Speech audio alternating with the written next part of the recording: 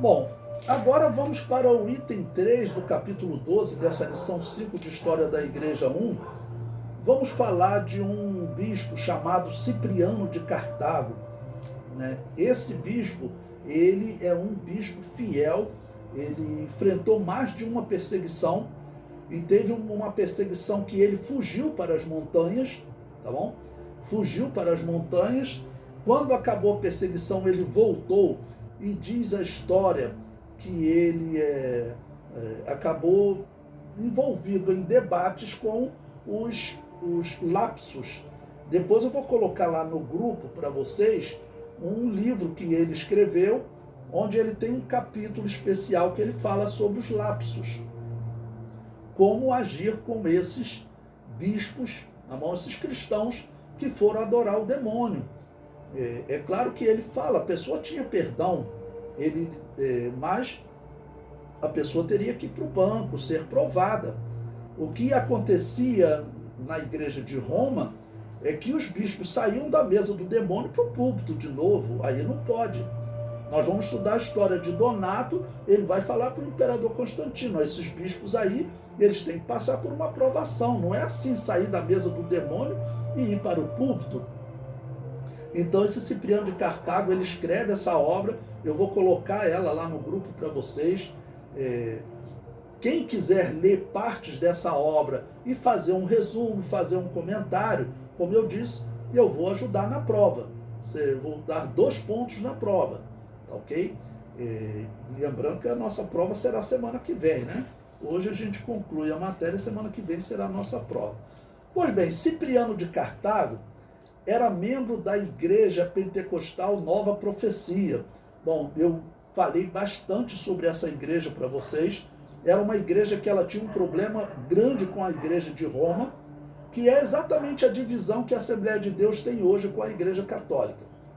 Eusébio de Cesareia, como bispo católico que era, ele viveu já nos dias de Constantino, ele critica essa igreja e seus membros por essa igreja ter o dom de profecia, falar em línguas espirituais, tá ok?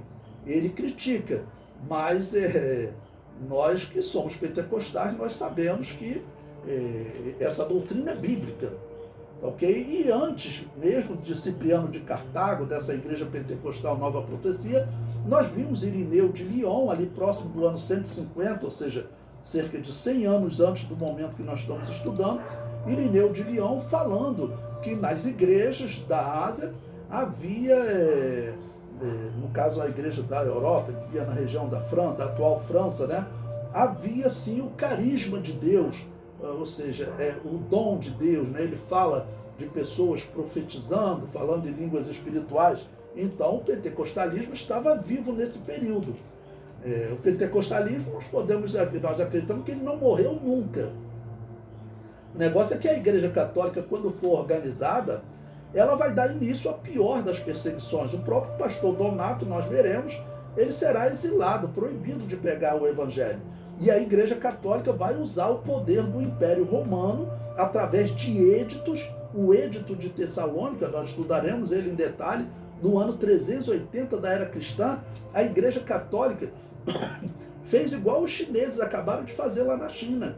A Igreja Católica publicou um edito dizendo, olha, não é mais permitido o funcionamento de nenhuma igreja que não siga o rito de Roma. O rito de Roma já era pagão no ano 380. Então, a igreja de Roma, infelizmente, ela seguia o padrão ruim.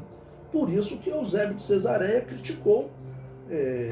criticava essa igreja pentecostal Nova Profecia, né? Então, depois eu vou colocar lá no grupo. E esse Cipriano de Cartago, ele é interessante porque a Igreja Católica deu um dos maiores escorregões da história. A Igreja Católica tem outro membro da Igreja Pentecostal Nova Profecia, chamado Tertuliano, nós estudamos sobre ele. A Igreja Católica, ela condenou as obras de Tertuliano. Por quê? Porque Tertuliano criticava a Igreja Católica. Ele era católico, ele era romano, melhor dizendo, que ele viveu antes da organização da Igreja Católica.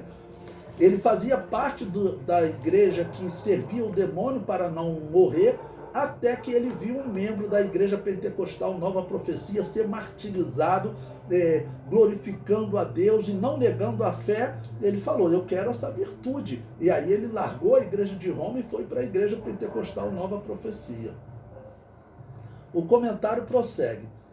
Em 14 de setembro de 258, Cipriano foi preso e levado diante da autoridade romana em Cartago. O julgamento diante do procônsul Galério Máximos diz... Bom, interessante, antes de ler aqui, fazer um comentário com vocês. Os romanos, eles faziam atas, né, das execuções, dos julgamentos. Muitas dessas atas sobreviveram. Claro que foi uma quantidade mínima, porque centenas de cristãos foram mortos. Muitos falam em milhares, tá ok? Quando a Igreja Católica iniciar a sua perseguição, a Igreja Católica não vai fazer ata, tá bom? E aí, a perseguição romana, ela tinha intervalos. Nós vimos períodos aí que os cristãos ficavam tranquilos. Surgia um imperador que não perseguia os cristãos, aí depois vem um imperador que persegue. Isso vai acontecer. Na perseguição católica, não existe intervalo. Desde o ano 380, quando eles publicam o Edito de Tessalônica, as outras igrejas estão proibidas de funcionar. Segundo a história católica oficial, eles dizem que ali pelos anos 700, a Igreja Católica conseguiu exterminar todas essas igrejas que não aceitavam o batismo de recém-nascido, todas essas igrejas que mantinham o pentecostalismo. E eu sempre falo, mentira, não destruiu nada, tanto que nós estamos aqui, nós estamos vivos, tá ok? E essa perseguição vai durar do ano 380, nós podemos dizer, até o ano 1790, quando nos Estados Unidos e na França vai ser publicado na Revolução Francesa e na independência dos Estados Unidos, dizendo que ninguém poderá ser molestado por sua fé, tá bom? Mas antes disso, a Igreja Católica perseguia, lembre-se, se você pesquisar sobre a Inquisição Católica, nós vamos estudar no segundo livro, quando você for pesquisar sobre a Inquisição Católica, você vai ver por que a Inquisição foi criada. A Igreja Católica estava envolvida nas guerras contra os muçulmanos, na cruzada por Jerusalém, na cruzada contra os romanos, contra os muçulmanos. Ela criou uma cruzada contra as igrejas que não aceitavam o batismo de recém-nascido e que era pentecostal também. Ali no ano 1215, ela encontrou uma igreja pentecostal vivendo na região de Lyon, escondida nas montanhas. E aí nós veremos como a Igreja Católica fez a perseguição. Diz a história que os homens que foram perseguir nessas cidades foram 300 anos de Inquisição antes da Reforma Protestante, né? Esses 300 anos, diz a história, que quando chegava um inquisidor na cidade, chegava com as autoridades católicas para poder matar, né? Com um exército, porque eles formaram uma cruzada. Então, diz que perguntaram ao inquisidor, e nessa cidade que nós estamos chegando, como é que nós vamos fazer? Tem um grupo ali, que são esses que não seguem a Igreja Católica. A história diz que ele chamava a Igreja Católica de Babilônia Apocalíptica. Então, como é que nós vamos saber quem é católico e quem é herege na visão deles? Pasmem, a resposta do inquisidor foi: vamos matar todos. Quando chegar lá em cima, Deus vê quem é dele e manda para o céu. Quem é herege, Deus manda para o inferno. Essa foi a expressão que o inquisidor usou, e usar instrumentos de tortura de todas as maneiras possíveis e impossíveis para poder matar essa igreja, acreditando que poderia matar. Né? Sempre digo, não conseguiram. Nós estamos aqui, estamos vivos. E não pode agora alguns irem para a Igreja Católica, né? Voltar para a Igreja Católica, mas infelizmente está acontecendo. Bom, a ata dos cristãos mortos diz: Galérios Máximos, você é Tácios Ciprianos? Cipriano, eu sou. Galério, os imperadores mais sagrados ordenaram que você se conformasse com os ritos romanos. Cipriano, eu me recuso. Galério, preste atenção em si mesmo.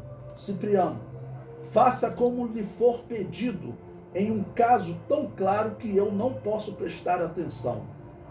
Galério, após uma breve conferência com seu conselho judicial, com muita relutância pronunciou a seguinte sentença: você viveu uma vida irreligiosa e reuniu vários homens vinculados por uma associação ilegal e se declarou um inimigo aberto aos deuses e à religião romana e os piedosos mais sagrados e augustos imperadores. Esforçaram-se em vão trazê-lo de volta à conformidade com suas observâncias religiosas. Considerando que, portanto, você foi preso como líder principal desses crimes infames, uma pausa aqui, né? Ou seja, rejeitar os deuses era um crime infame. Na Igreja Católica era diferente. A mesma religião pagã romana foi organizada na Igreja Católica, mas agora o crime infame era rejeitar o batismo de recém-nascido. Esse era o crime infame. E que as igrejas protestantes também mataram, né? Rejeitar o batismo de recém-nascido, para eles era crime. E aqui, então, essa autoridade chama de crime infame. E prossegue: você deve ser um exemplo para aqueles a quem você associou perversamente. A autoridade da lei será ratificada em seu sangue.